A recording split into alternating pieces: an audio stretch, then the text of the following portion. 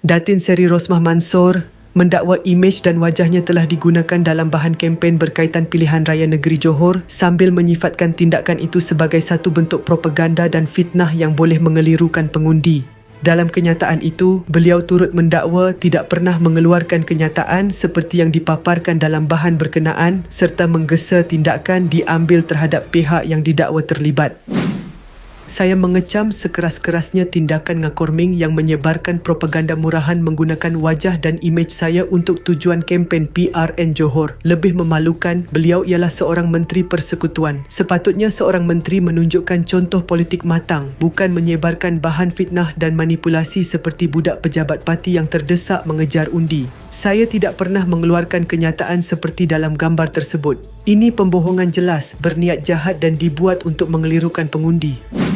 Selain itu, Rosmah menggesa Menteri Komunikasi mengambil tindakan terhadap penyebaran kandungan yang didakwanya palsu. Menurut beliau, tindakan undang-undang seharusnya dikenakan secara adil tanpa mengira kedudukan politik mana-mana individu. Saya juga menyeru Menteri Komunikasi supaya mengambil tindakan terhadap Ngakorming. Kalau rakyat biasa boleh dikenakan tindakan kerana menyebarkan kandungan palsu, adakah seorang menteri DAP kebal hanya kerana dia berada dalam kerajaan? Saya tidak akan berdiam diri. Politik boleh berlawan, tetapi jangan jadi pengecut sampai perlu guna gambar orang lain dan cipta fitnah murahan untuk menipu rakyat.